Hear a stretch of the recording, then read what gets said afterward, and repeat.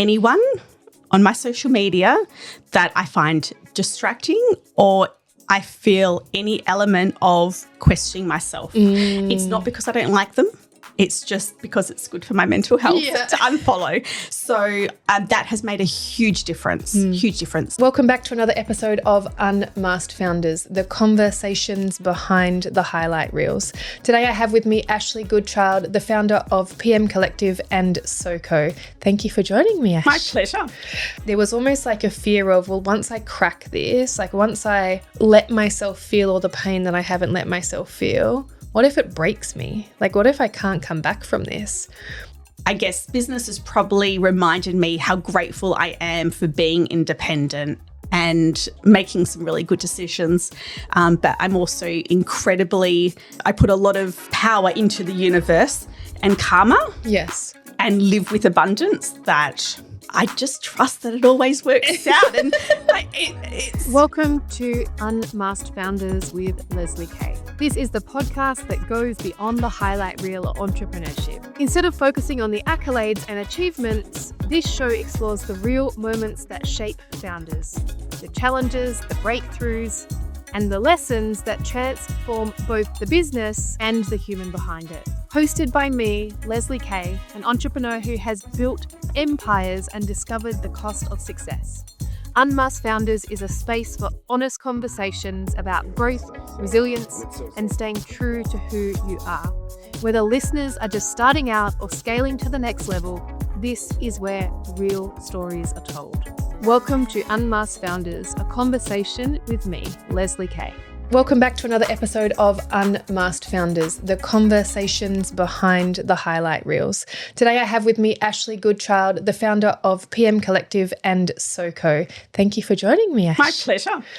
So before I dive into some deep questions, I would love you to share a little about yourself and your journey and your businesses so we get to see the woman behind the social media profiles. Amazing. So I started business ownership at 23, and I have always said that I don't think it really mattered what I was doing at the time. I would have just gone into business in that category. So I use the example, if I was hairdressing at 20, I would have opened a hairdresser.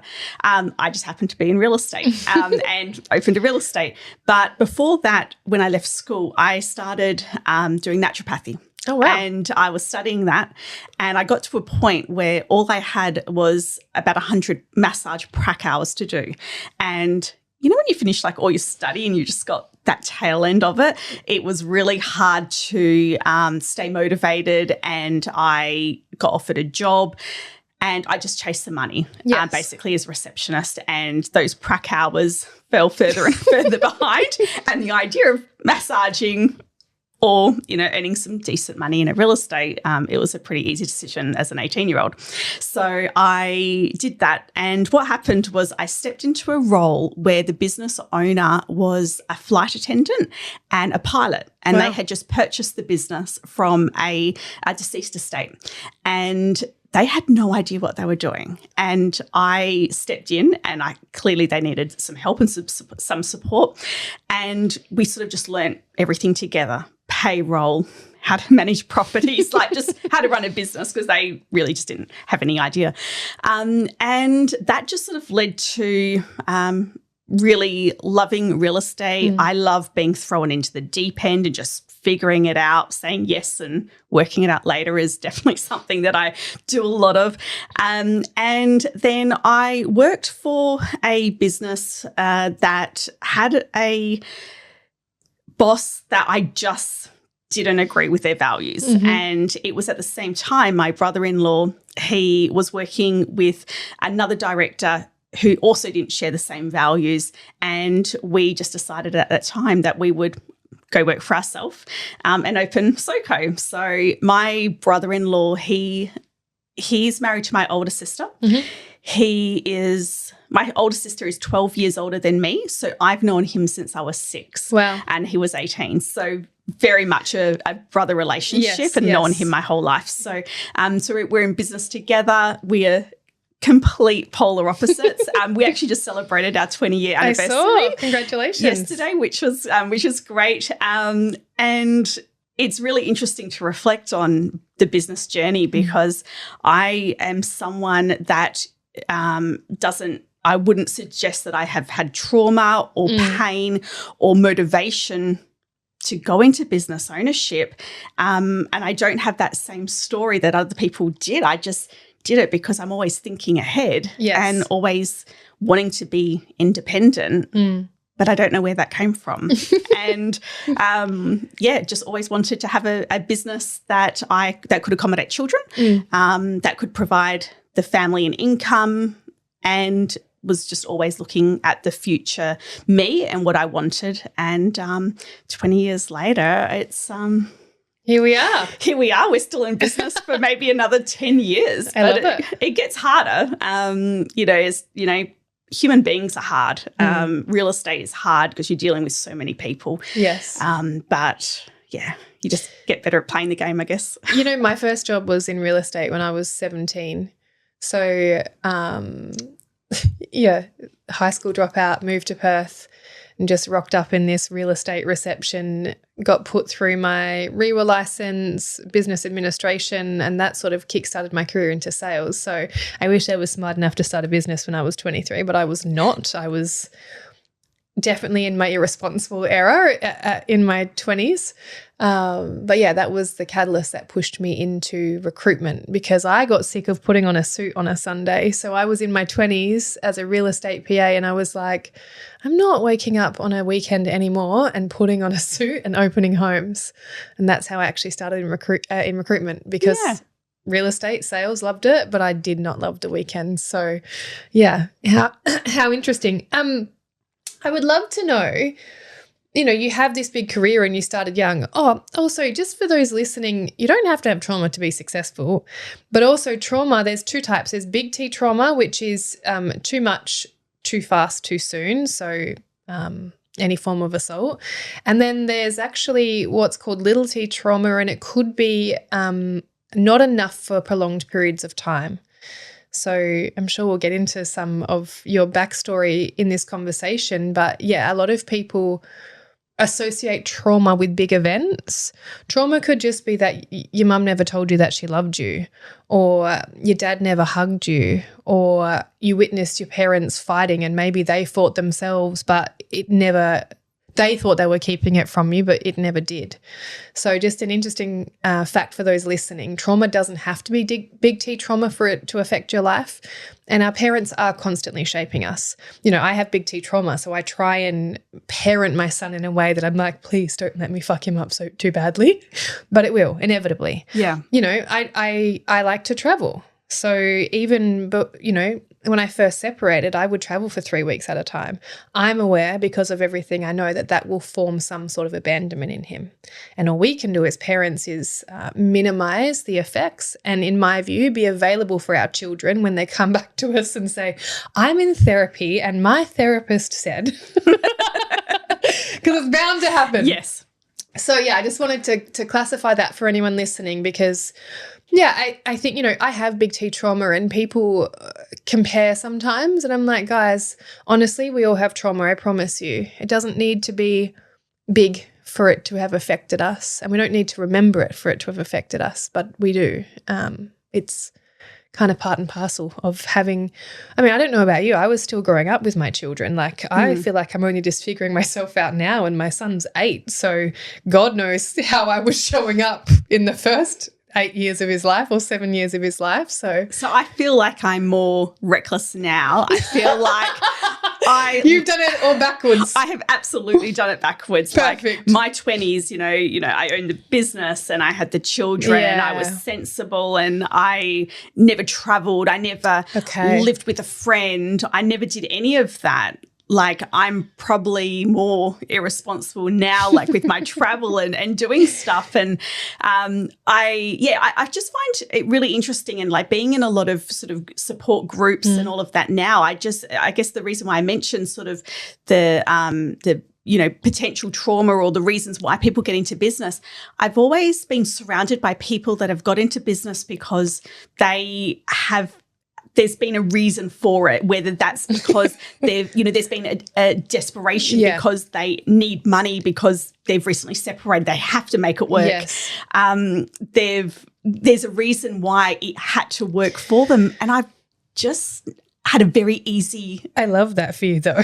I know, but I sort of feel like a little bit guilty because I just haven't had those roller coasters that people say, or, you see those memes around of people saying, business ownership is a roller coaster, or, you work 80 hours for yourself and then instead of 40 hours for someone else. I've just not had that. Cool. So let's go into what you have had then.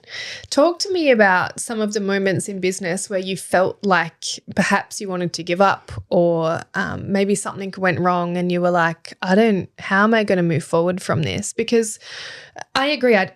In my view, especially if you have trauma, sometimes we can make it harder than it needs to be because we're trying to prove to ourselves in a way that life's hard.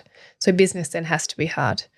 So I would love for someone that has the perspective of, I didn't come from the school of hard knocks, or it has felt easeful for me, because I would love for more women to be having this conversation, to be having the conversation of ease versus, wow, life was really hard and then I made something of it. Because in my view, if we start to change our generation now, then hopefully that does relay into our children and there is less damage to clean up, and maybe they will go into business because they love it, not because I have to survive.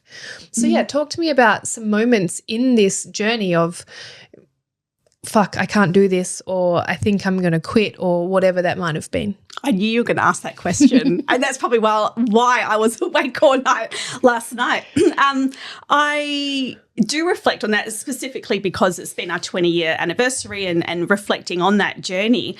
I don't know whether I have actually ever had that or if I have, but I just don't process it like other people process it. I really just don't sweat the small stuff. So I'm sure there's been incidences, but they're so overwhelmed by the ease that I don't recognize it. I mean, if I was to pinpoint one, let's have a think. There was obviously when the market crashed, 2014, 2015, it was really tough. We had made a bad decision. Well, actually not a bad decision. I was doing our bookkeeping with no bookkeeping experience, and I didn't realize that I had to pay the BAS and the repayments for tax. And I was just doing one of them.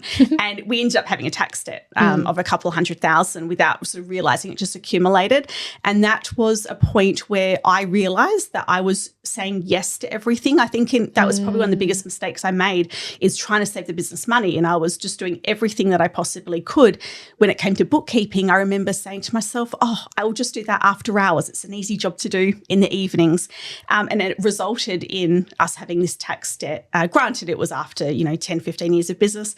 That we learnt from that. We went through COVID, which was hard, but because Bill and I never were driven by money, when the business didn't make money, we weren't that bothered. Yeah. And I think that was probably the biggest difference. We had our team, a great team. They did take a pay cut, but we had taken a pay cut way before them. And we always take full responsibility that we're the business owners. It's our problem. Yes. It's not their problem. Truly. So we were very fortunate that we had great support from them. So we were able to get by for, 12 months with their support. And we obviously fixed that up with their pays as soon as COVID was over, and made sure we gave them extra afterwards. So, but never motivated by money. So the market fluctuations didn't make much of a difference for us. So I would probably say was a bit of a hard time, but we were in control of that, and that was fine. Separating is always a hard thing because it's like you've got to bring other people into that. Yes. Yeah. So, navigating that and making sure that you don't have other people that are affected by the fact that you're separating is something that I guess was to navigate. Would I say that was a hard time? Probably not so. Well, hard time personally, but professionally not so. But so incredibly grateful that I was in a position that I had, like, I didn't need to start again. I didn't need to work something out. I was financially well, and it was just a matter of sorting it out. So I guess business has probably reminded me how grateful I am for being independent and making some really good decisions.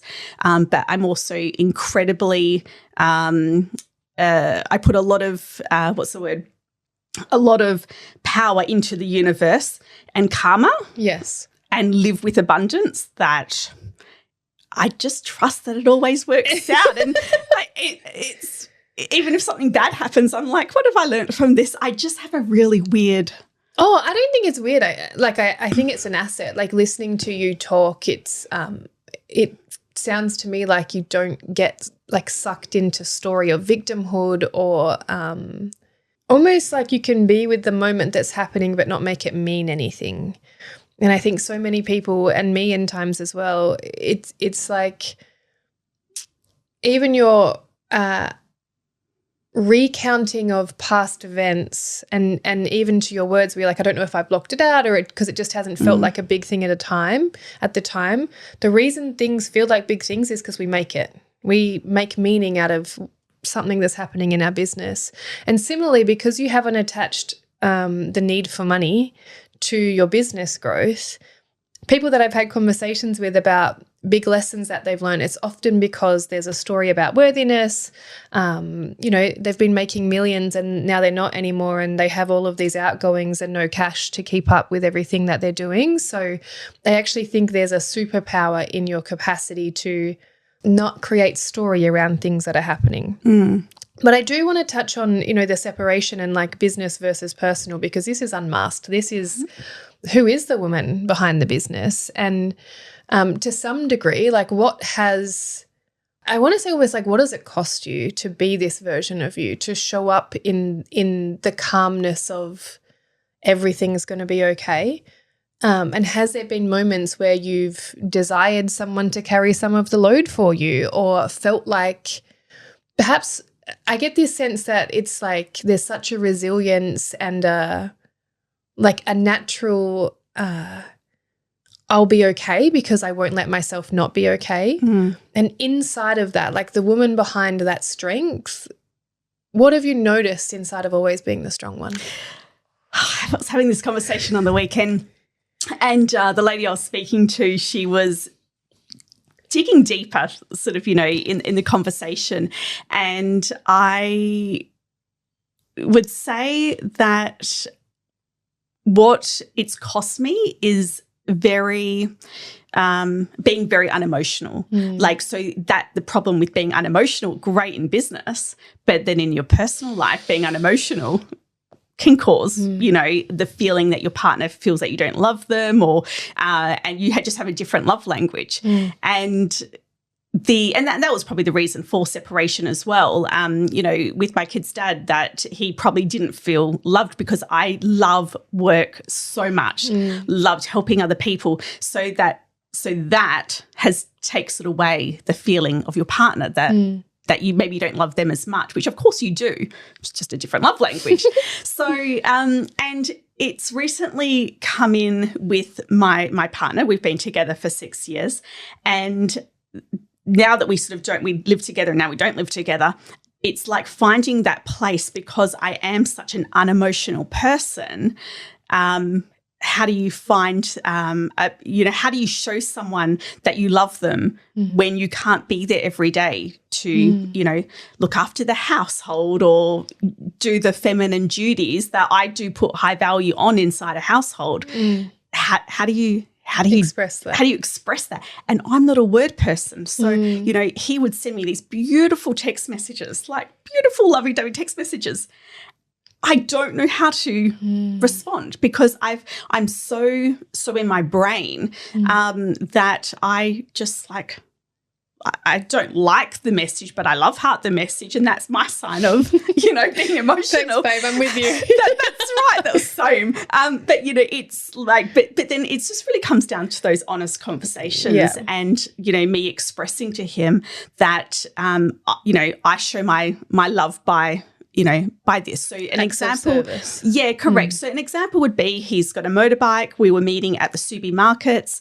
It was a really hot day, and I made sure that when I arrived, because I was meeting there, that I had, a cold iced bottle of water, so that as soon as he got there, he had something cold.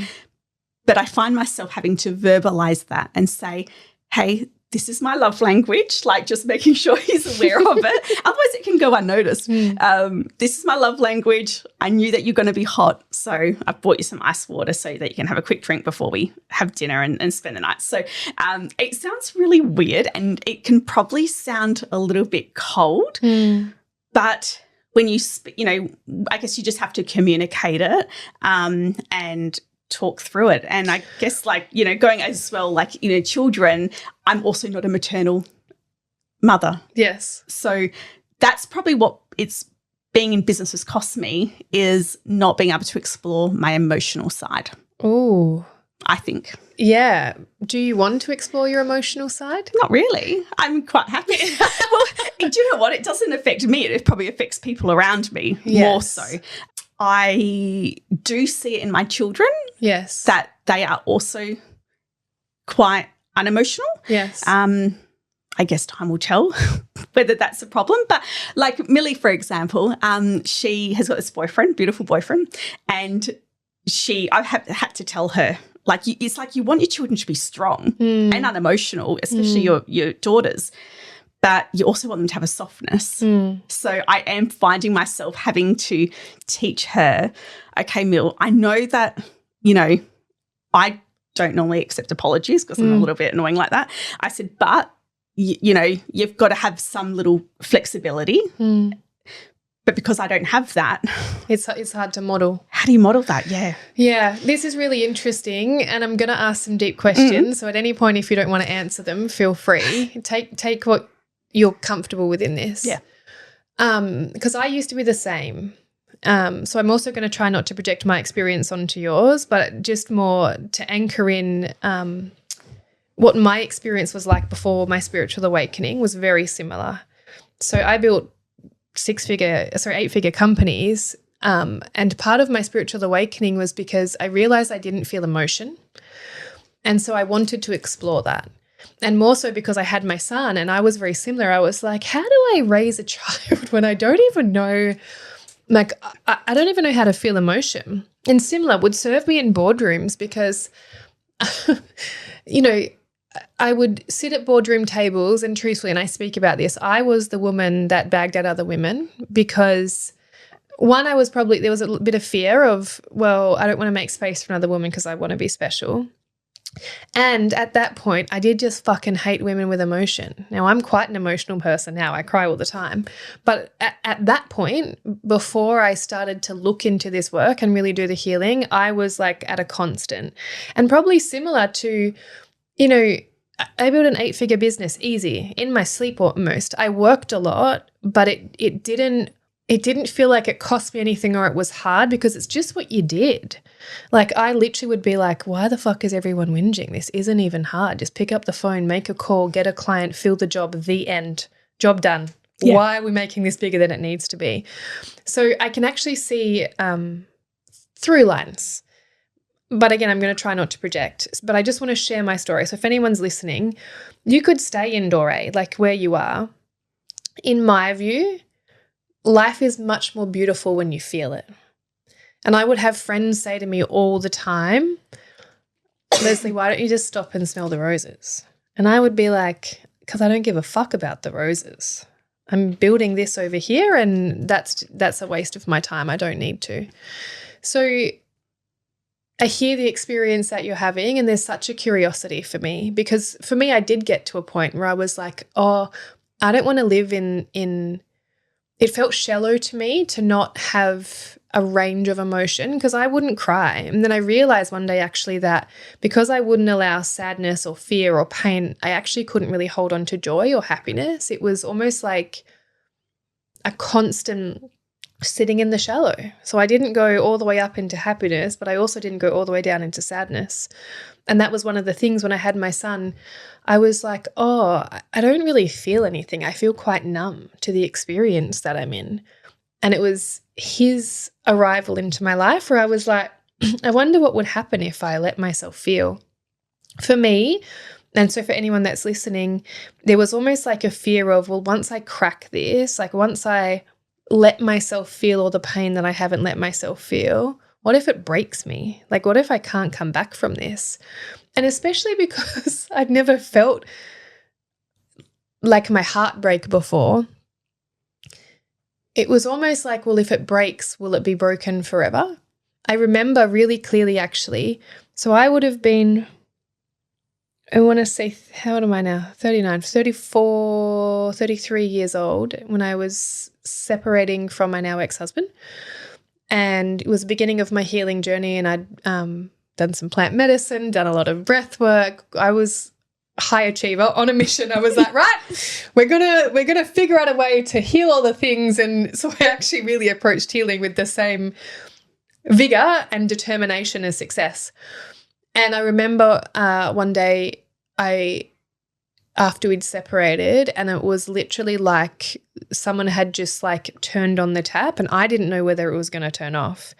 And I was in my backyard of our old house, like on my hands and knees, scream crying, like, wow, this is painful. And like, what have I done? I've like left my husband and I've broken up my family, and it was a lot. So I get why people don't.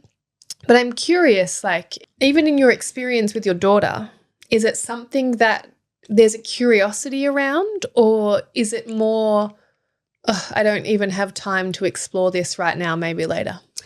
I don't think it's affecting my life to need to explore it. I think that's where it comes, to, I mentioned that trauma. I feel like there's never been a situation that I've hit a bit of a snag. I've got to rock bottom. I've had something significant that's happened to me that has needed me to explore it.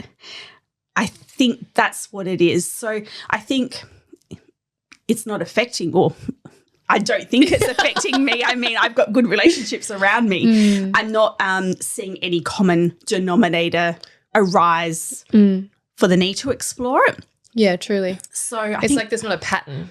There's no pattern. Yeah. There's no, I'm not hurting anyone. I'm not going through lots of boyfriends or, you know what I mean? I don't have bad relationships with my children or my family or my work colleagues.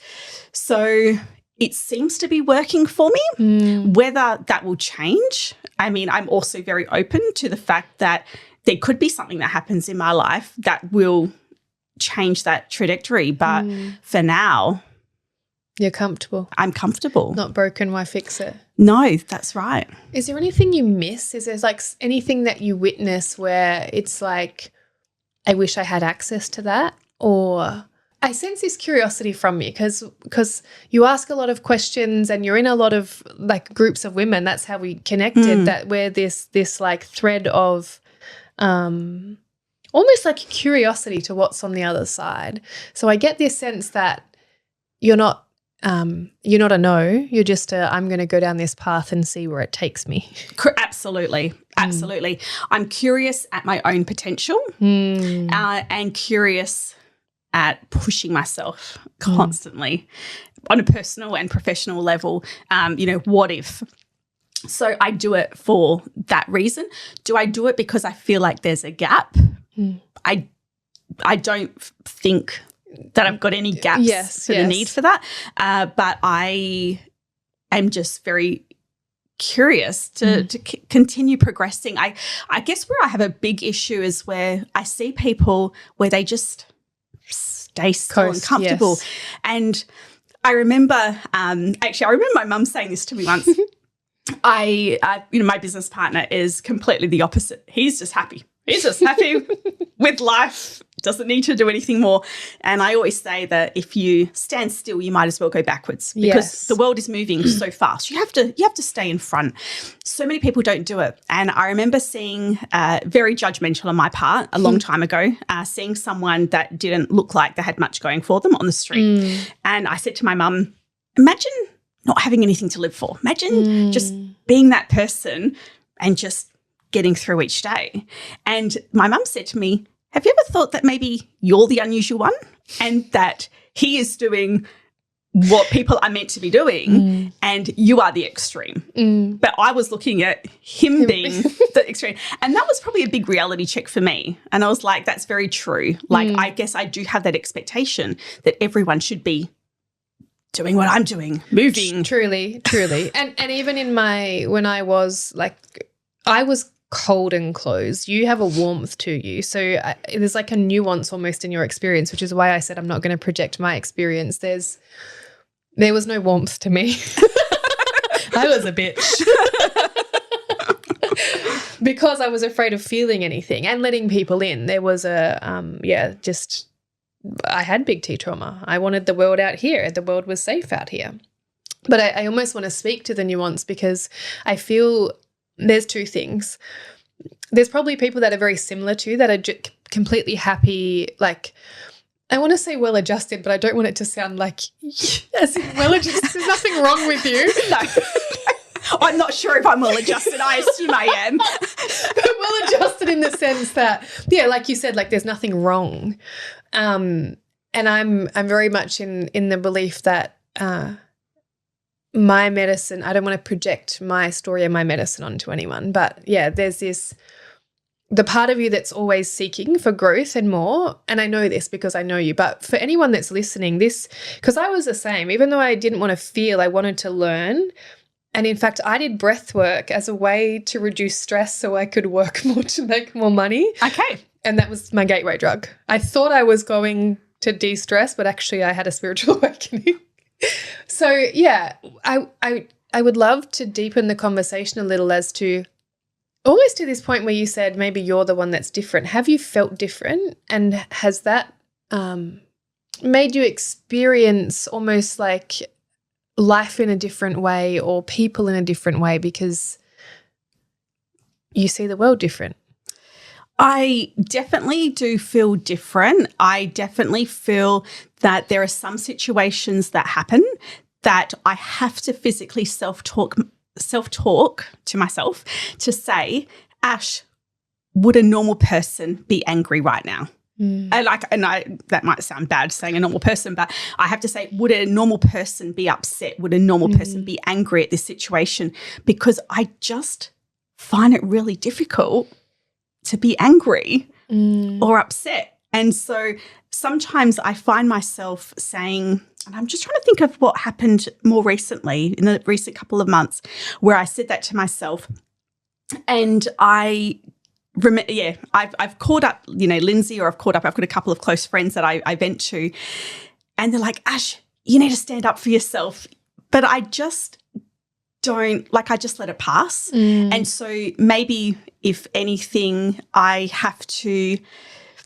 do think, should I be angry? But then I'm like, if I don't feel it, then just don't be angry. But sometimes I feel like, am I meant to be doing that?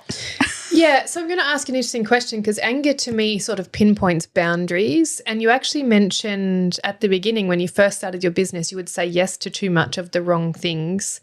So I'm curious, in your experience then, rather than things going wrong, where have perhaps you people pleased, not access that anger? Because for me, when I'm angry, I'm like, oh, what? I literally just had this experience on the weekend. When anger rises for me, it's either an unspoken boundary or a spoken boundary, and then there's no coming back from it. But generally an unspoken boundary where someone's crossed that and I'm like, oh, they've actually I'm a no to this and I need to express that. So I'm curious if you don't have access to that and you've already made reference to it, have you found yourself in situations where maybe you've just been a yes woman or a people pleaser and you've had to unwind that? I am still a yes person. I have been my whole life and I haven't unwound it yet. And purely just because I have tremendous guilt. I've been doing a lot of traveling lately. People have been trying to get into my diary. And instead of just saying, no, I'm not available till March, I'm like, oh, listen, the only time I've got is 7 o'clock in the morning. And then I'm doing something then. And yes, that is a sacrifice then to the family when I have to, step outside of that. But I do genuinely love what I do so much. and I love helping people. So if I can do it, then I'll do it. And if I need to wake up at 5 o'clock in the morning, I'll do it. Am I angry that I've done it or angry that I've said yes? Not really, because I don't have to, but I am 100% a yes people pleaser to the detriment of my business. I would rather someone else have something than me. An example would be we've got, Facebook groups where I have a lot of my clients through PM Collective are in, real estate, and we have these Facebook groups where someone might post, I'm looking for a real estate agent in this area. And if I see someone that I know pushing their services through there, I won't put anything in there. I won't mention myself or my business because they need it more than I need it. Like I've had my 20 years. I've had a good business life. These are startup businesses. Like let them have a time to shine, I guess. So that is a detriment though to my business. Yes. But I'm not prepared to sacrifice that. Quick pause. Are these conversations resonating with you? Do you finally feel seen in your business journey? This is the entire mission of Unmasked Founders. To strip back the highlight reel and tell the raw truth about multi, 6 and 7-figure success. We're here for the emotional costs, the days you want to quit, and the breakthroughs that follow. And we can bring you these essential conversations thanks to the support of our incredible partners, PM Collective and the OE Agency. These are the businesses who empower founders to keep going, providing the systems and the professional polish you need when you're busy navigating the emotional storm. If you love what you're hearing, don't miss an episode. Hit that subscribe button right now and check out PM Collective and the OE Agency in the show notes. Now, let's get back to it. Do you think it ever becomes a problem? Do you feel like it ever becomes a problem? Not from a business point of view, because business has done well with me being a yes person and making sure other people's needs are put before mine. I don't think so. Like, I mean, Personally, I mean, I have, like, my mum sometimes says to me, yes, she's done this study that yes, people actually need to have more grounding experiences to balance that out. Saying that she is like the ultimate yes person. Well, you learned it from someone. That's right. She should really practice what she preaches. Like, I feel like I do it all, but bringing in that unemotional side of things, I do things because the society says that that's what you should do. So, your breath work and you explain the reasons why you do it. I do it because I've been told society says that you should do self-care and breath work, or booking myself into Ember Bath House because that's what you're meant to do to relax. I'm doing things not because I want to do them. I'm doing it because, you're meant to do them and you're meant to have some sort of self-care. I'm just treating it like a transaction. interesting. I'm not getting any benefit, or I don't think I'm getting benefit out of it, but maybe that is why I have been sustainable in business as well, because I do it. But I have never, but even journaling or meditation, and people say you should do. I don't journal. No. But I don't really meditate either. No, and I would love to be able to, but I think sometimes we do things like that because we're told if you want to de-stress, you should do it. Truly, it's like, well, this is what I should do if I want balance, but I'm not sure if it's doing anything. This is so curious to me. It's almost, the opposite of overworking because society tells you to. You're like trying to de-stress and spend time on yourself because society tells you to. And it almost feels to me like the natural rhythm of who you are is being in service.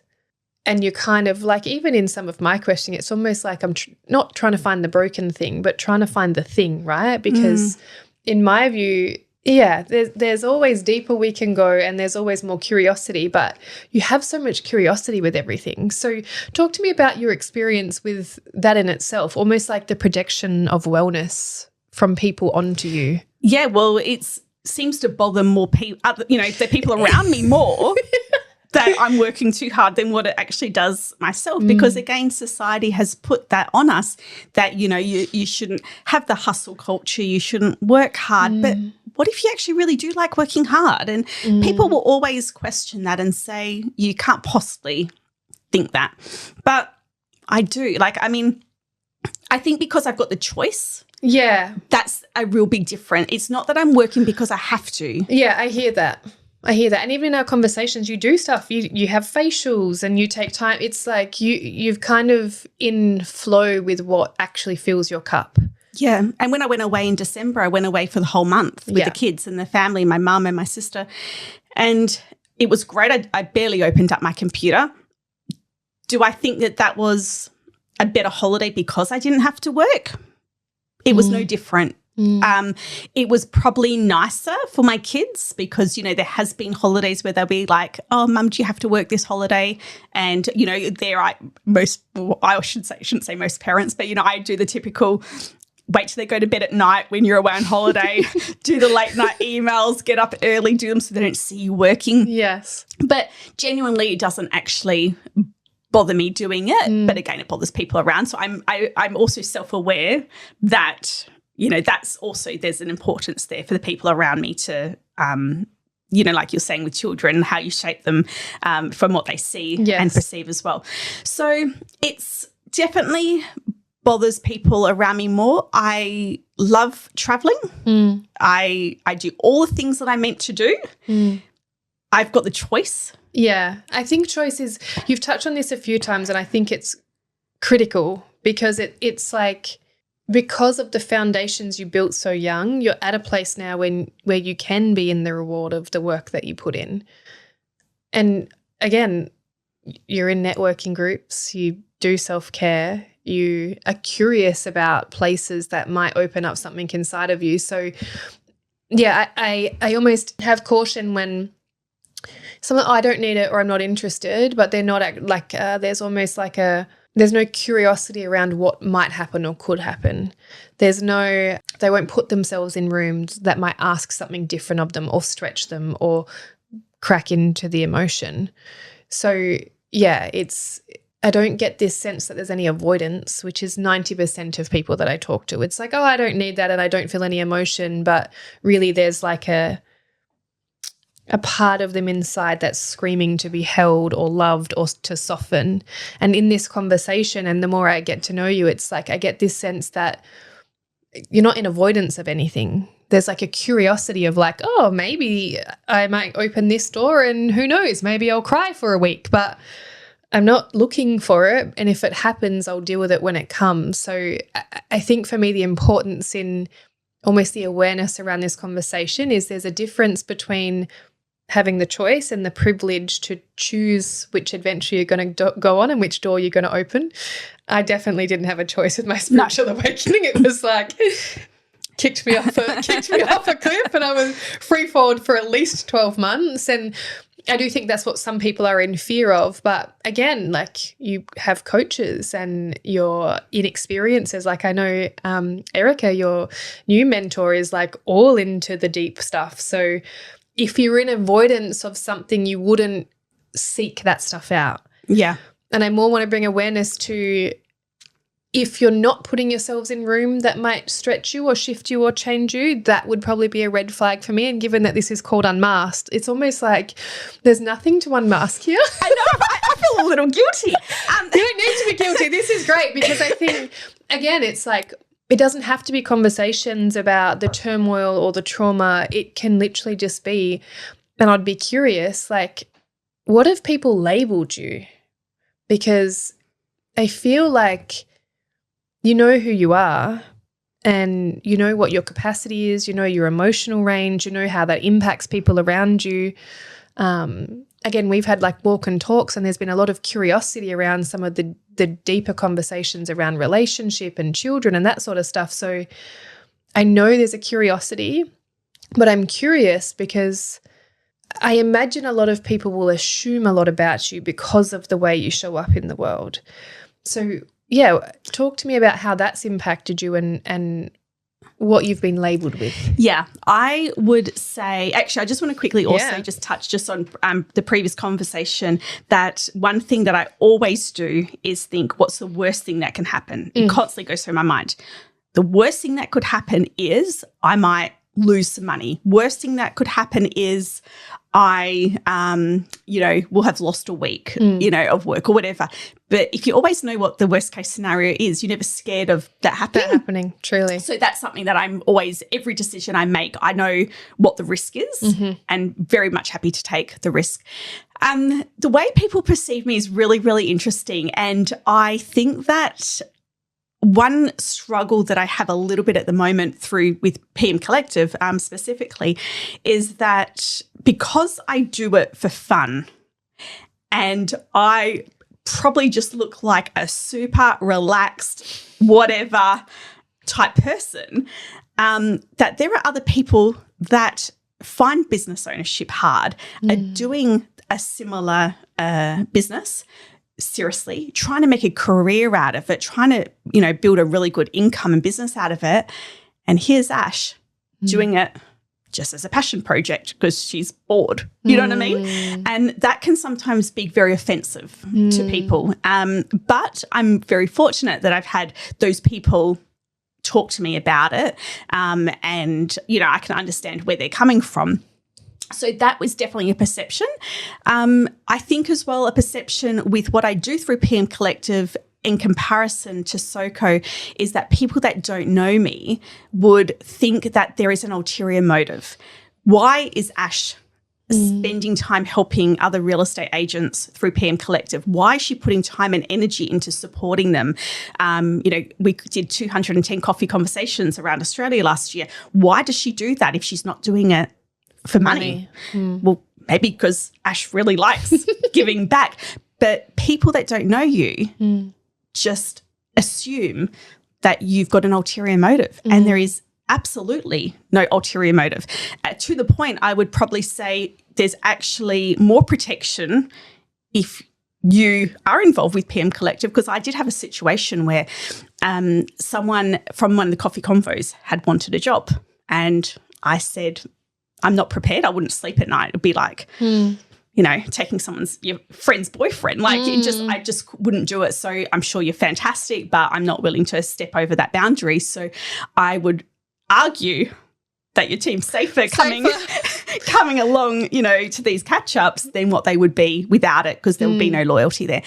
But that really I find very offensive because they don't know me. And I was watching an interview with Mr. Beast, and he was talking about how, I don't know, did you see that one with Stephen Bartlett? Yeah, so he did an interview and how he was talking about how he has been doing charity work in Africa around the cocoa farms. He found out that there was a lot of child exploitation in the cocoa farms, and basically just wanted to prove that you can make profit in that field of work without exploiting.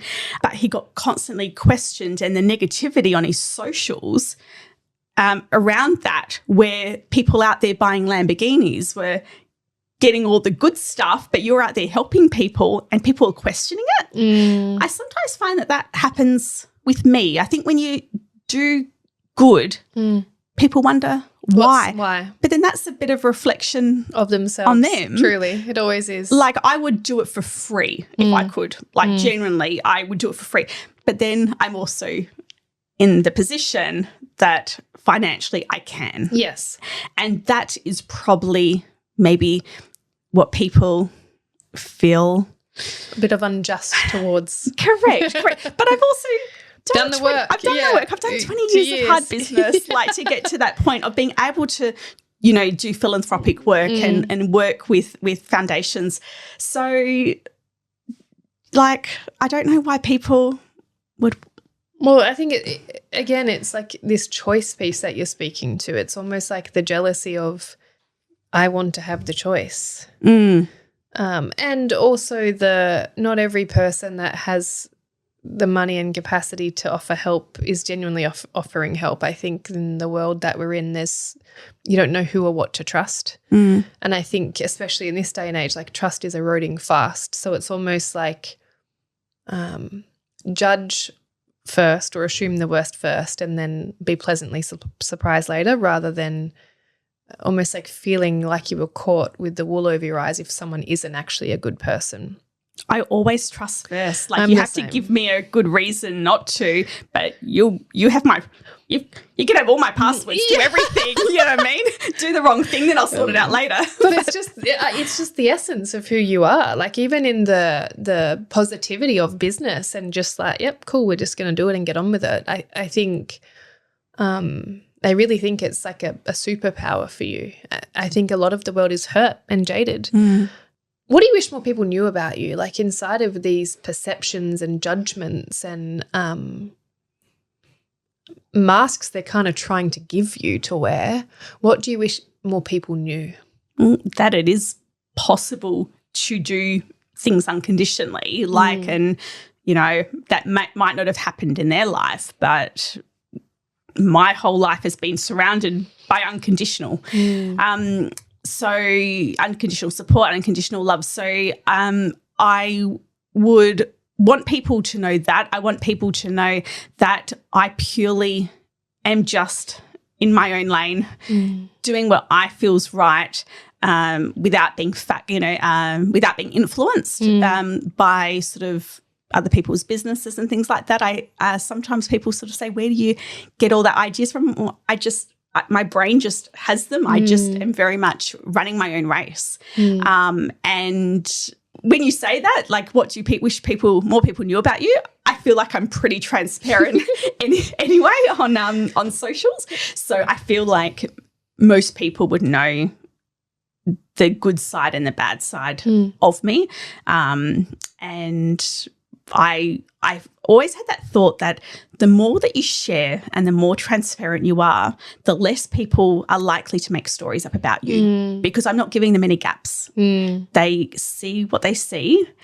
But if you think about it, when we only see parts sometimes of people's lives, it's very easy for us to make assumptions on, they must be doing well at work, or they must, we create our own perception. Truly, and story when we only see parts. But I do feel like I give a good balance, I hope, to people.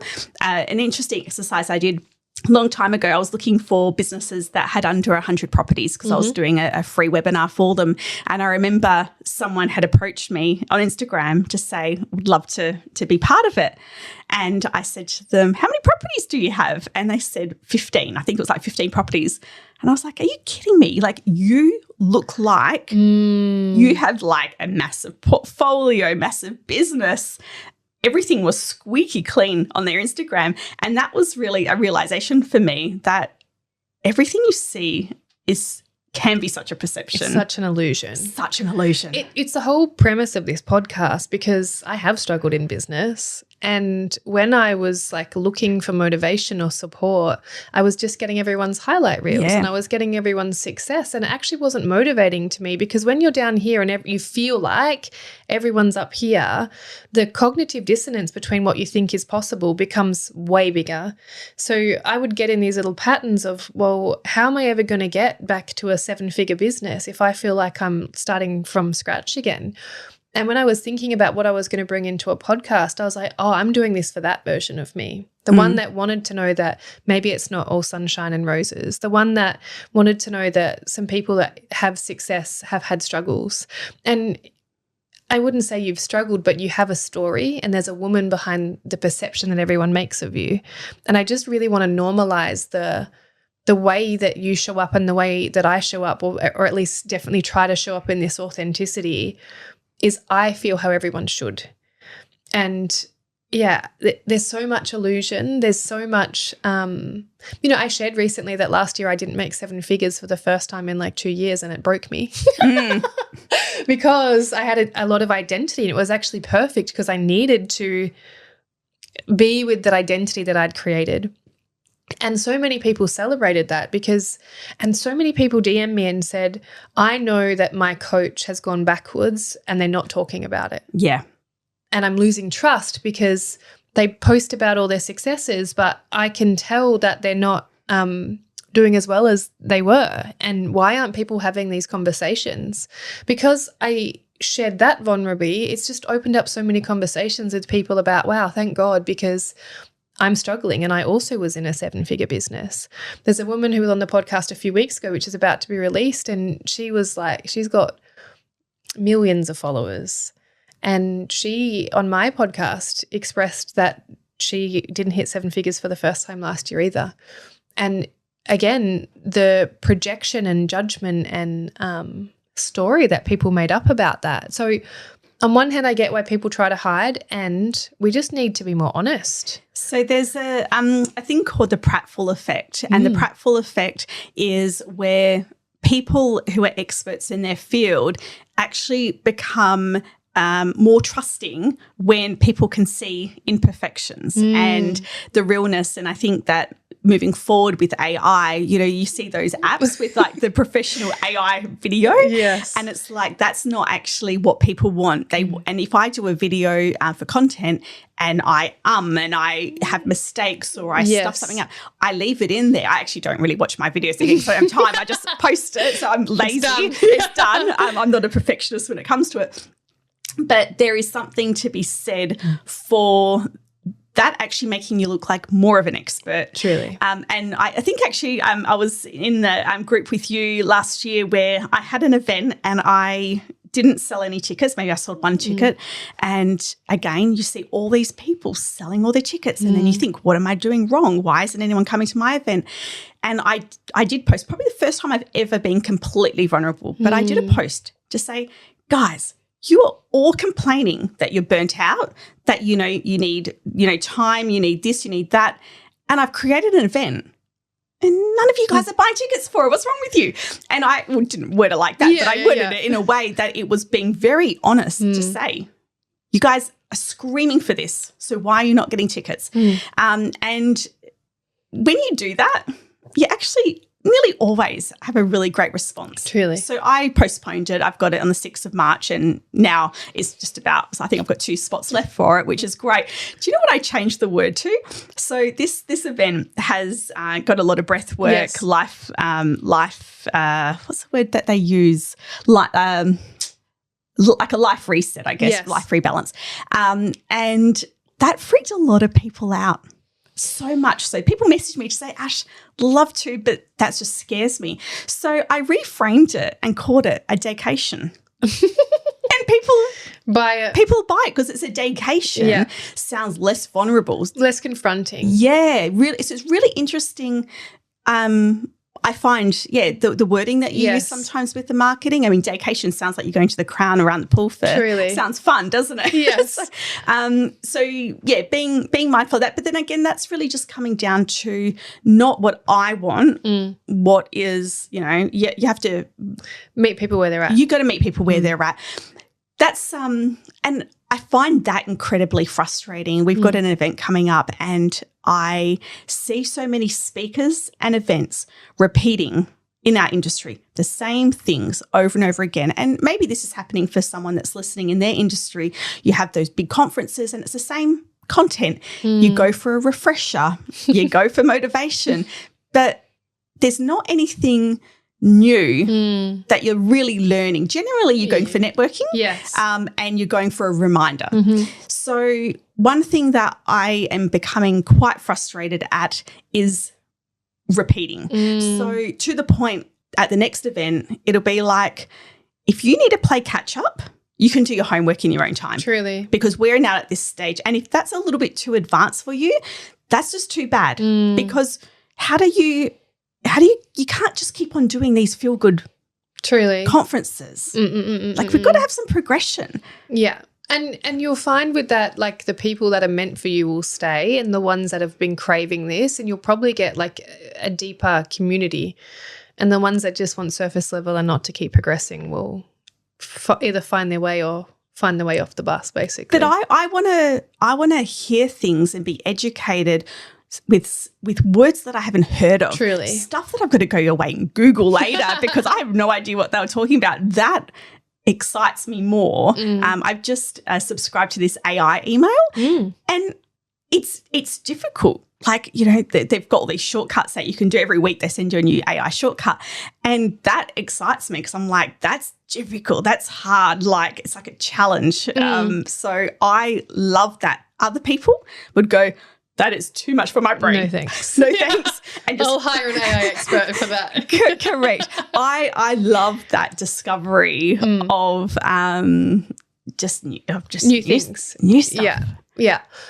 For anyone that's listening that might be in a season of hard and, you know, maybe wants to give up, or they are the one that sits back and watches you giving all of this time and all of this access, and maybe they're struggling, what do you have to say to that woman? Like, what, you know, if I think of the times where I was like, fuck, I can't keep going, and you have had choice to keep going, what do you want to say to that woman that might be, maybe it's not you, maybe it's she's caught herself judging someone else, or thinking it's easy for Ash because, or I'm just going to give up because I didn't have a life or a mindset like Ash. What do you want to say to that woman? There's two things. The first I would say that I have done is I unfollow anyone on my social media that I find distracting, or I feel any element of questioning myself. It's not because I don't like them.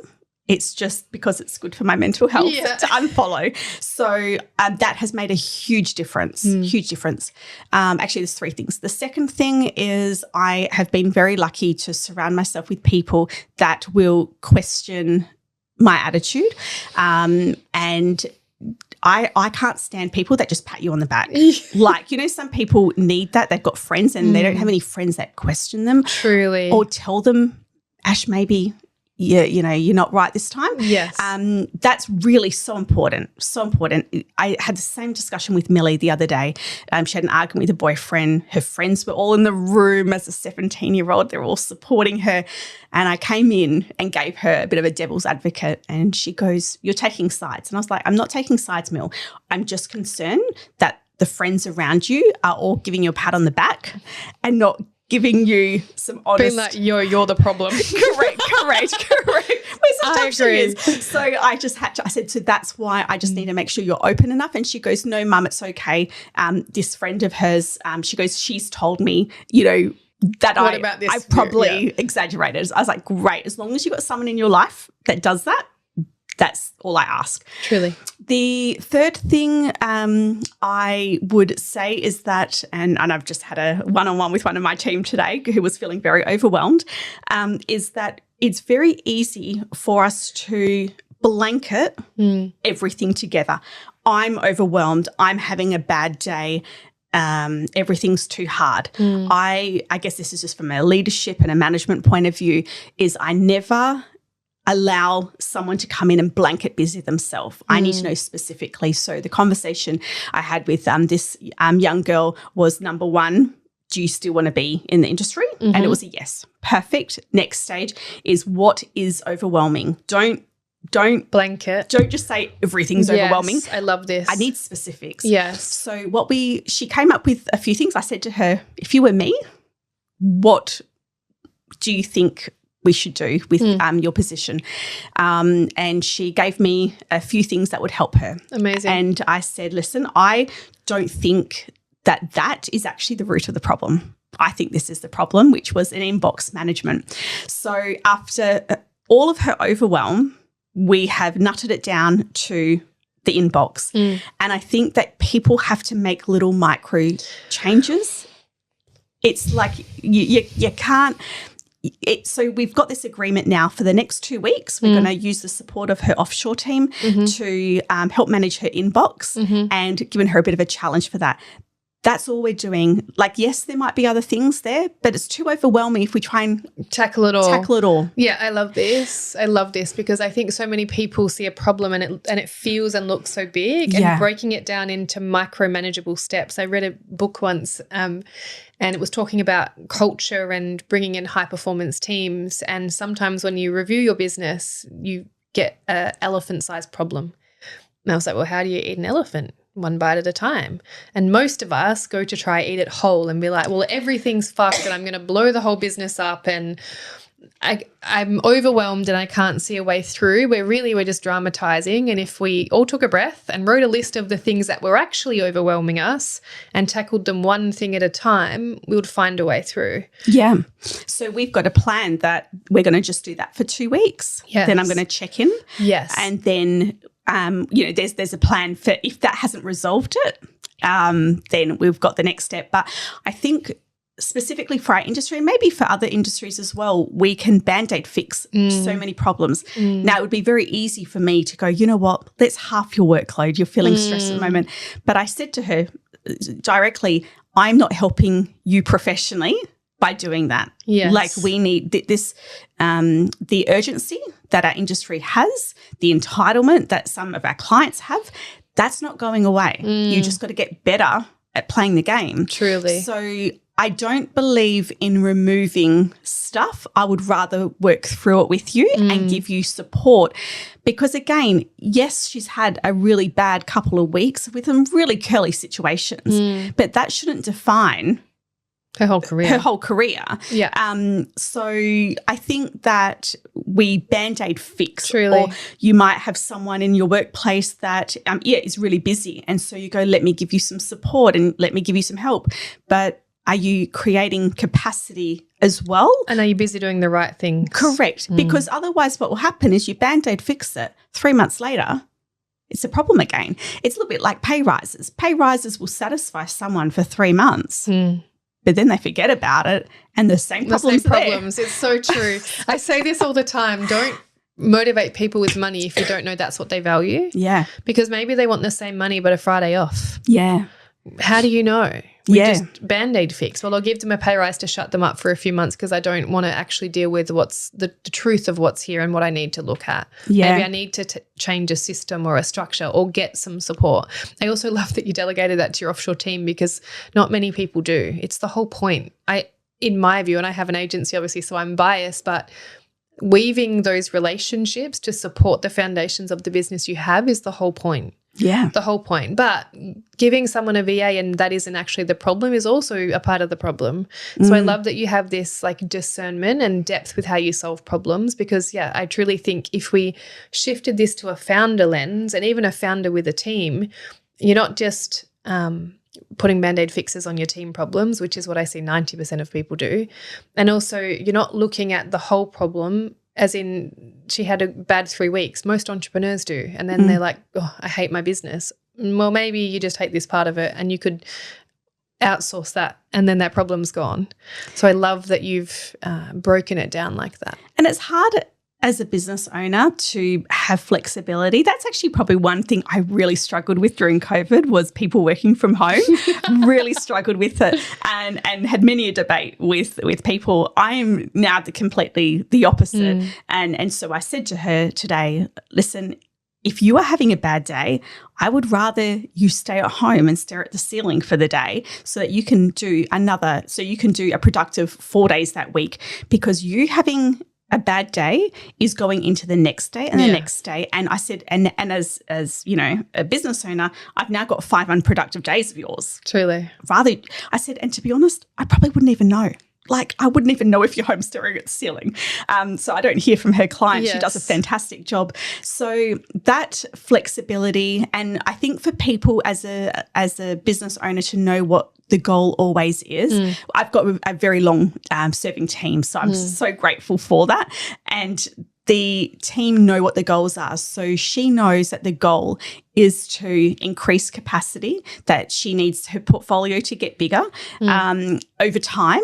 But she also knows that in 12 months, there's this new product coming out which is going to allow for all maintenance, for example, to be managed externally. Nice. She knows that my plan is with her VA that if she can train her VA so much more than what I've done so that she only has to work 20 hours a week, she only has to work 20 hours a week because she's got a VA doing everything, knock your socks off. Literally. Like, go for it. Like, I am very now outcome driven. And I was at a conference actually over in the US. It was a multi-generational conference and there was an expert speaking on the different generations and I had put my hand up and I had asked a question which was, how do you get the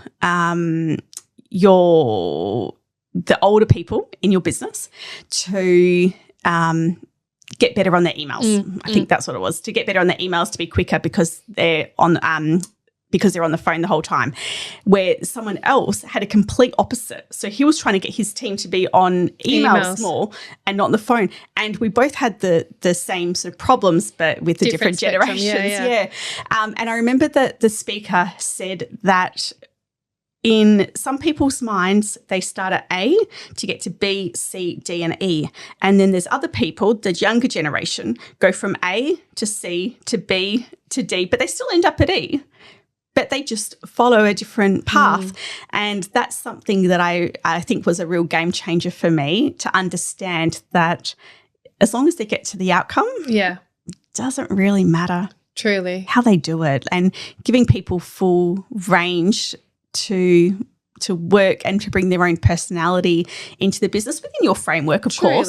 But, having that flexibility, I think, is really nice. And I think that has allowed for long-term staff, and also just being approachable. And the fact that I had even reached out to her to say, notice you're really losing a bit of confidence. Let's catch up. And, the response was, that means so much to me. Thank you so much.